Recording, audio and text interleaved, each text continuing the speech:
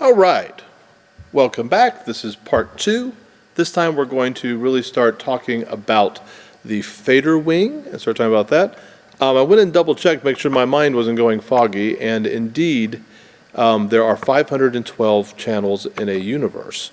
That's a DMX universe, that's the digital language that this uses.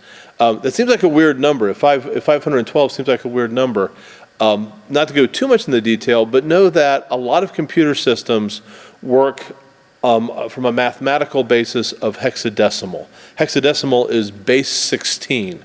The mathematics we do most of the day is in base 10, but a lot of computers break down into base 16. And so any of the multiples of 16 are powerful and are used a lot because things naturally fall that way. So 16 squared is 256. You double that, you have 512.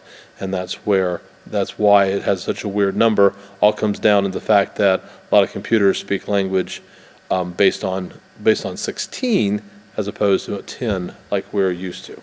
All right, we won't go into any higher math on that today. So let's go and have a peek at the fader wing over here. Bring my light with me. All right, so it's pretty basic. And we're just going to deal with this just as it stands.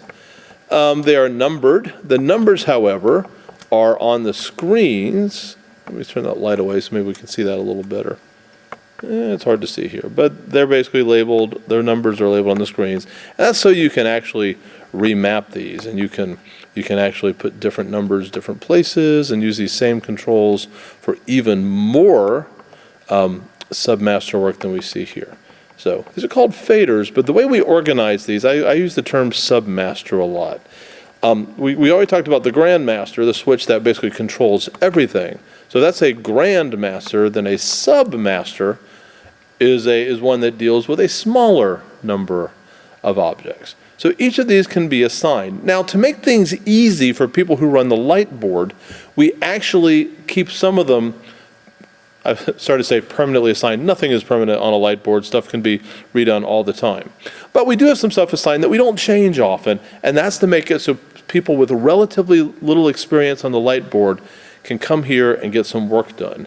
And a lot of these are labeled. Now, there's kind of a strange thing you need to know about the board. Even some of my longtime workers of the board may not know this yet.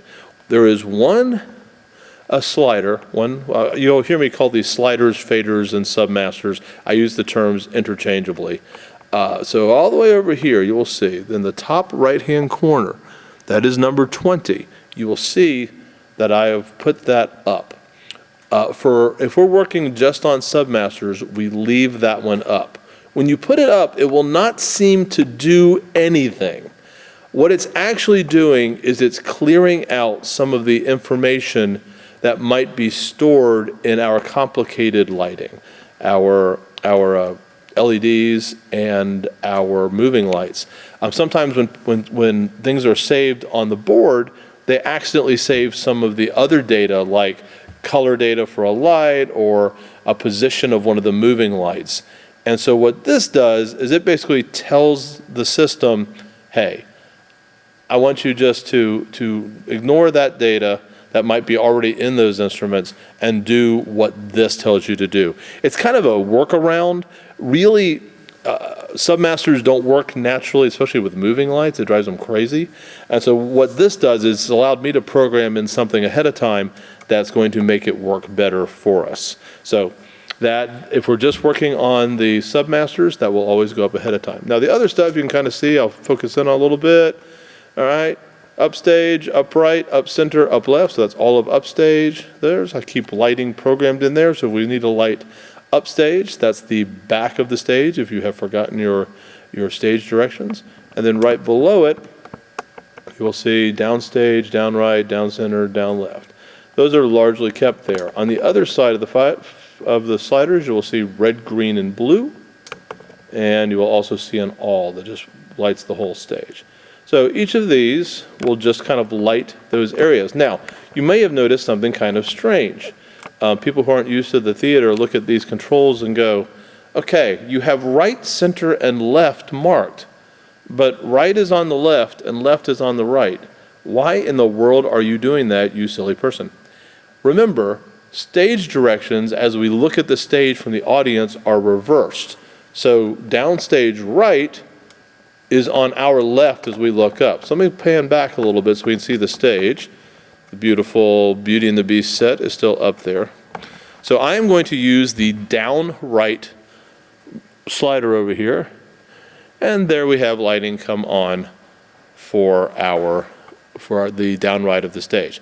So I put those backwards in the way our brain thinks of right and left, but perfect for how we see the stage. So if you need to light that part of the stage, you go to the button, to the slider on that side. Okay, just that easy. So I'm going to go to the center one. Here comes the center. Okay, and all I'm doing down here, let me see if I can pull back a little bit. Maybe we can see it all. Nope. So this one, I'm going up and down, and there's the left. And here, there it is. Okay, you can use them in any combination. You can put them all up. And basically, all the downstage one is a combination of those three. So that just brings it all up. Nice light stage. So if you had to run in here like for a chapel or something and say, hey, I need the whole stage lighted up, you could just kick on that. Poof, there it is. Upstage does the same thing, but in the back. Okay, just like that. And there. Now, and all will give you kind of all over the place. Yep. And then this. Wow, that one. I need to do something, a little work with the all. Locked some lighting on there. All right, red, green, blue. And you can mix them. So if you need to make an orange, bring on your red, add green until it turns orange. We'll talk about color mixing a little bit later. You need purple, blue, add some red. Ooh, that one's not doing what it's supposed to. Oh, I hit the wrong button. Haha, that's why. No wonder it started to lose its mind. That was kind of cool though. All right, then we have our purple. Just that easy. Now, there's one of these Submasters that we use all the time that's not marked. Not sure why I haven't marked it. I probably should. But right here between, get that focus in there, between downstage and down right. This one right here is number 32, but that one is what I call my chapel special. And what it does is it basically is another down right light. I'm gonna push that one up now so you can see the stage. But what it does is it's in a more focused area and it avoids the center screen as much as possible. So this is kind of like a specialized downright light that we have just for chapel. It's not labeled, it just says, we just kind of know that it's in between there, all right? All right, so everything else on the board, currently on the fader wing, on these Submasters, everything else is either not used or has some other effect on it from one thing or another. I mean, I can just run through a few of them. I'm just going to go right across the board. Sometimes I just save stuff I need for a certain day.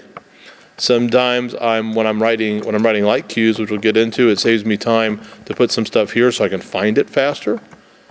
And sometimes when I do special effects, I'm really amused by putting those places. Yeah, you probably saw that before. You know, we got some specialty lighting here for like Christmas.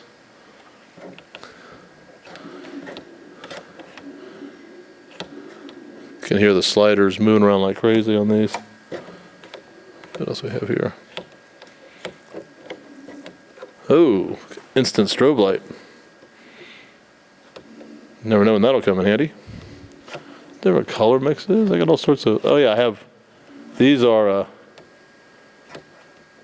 one type of color mix, another type of color mix, all going on. Ooh, we have a lighting instrument making some really weird sounds up there. That probably needs to have the wheel oiled. I'll have to work on that. Always something to do with lighting. I also have a couple that seem kind of weird that are designed to light. I don't know if you saw that, but they're designed to light the corners of the stage so when we have band or chorus or whatever performing, it actually moves these lights back and forth. Whoop, whoop, to light up those areas. All right? So all of those are the various things that we can do with the Submasters. All right, I think we'll leave this video at that. So, Submasters. and I will talk to you soon.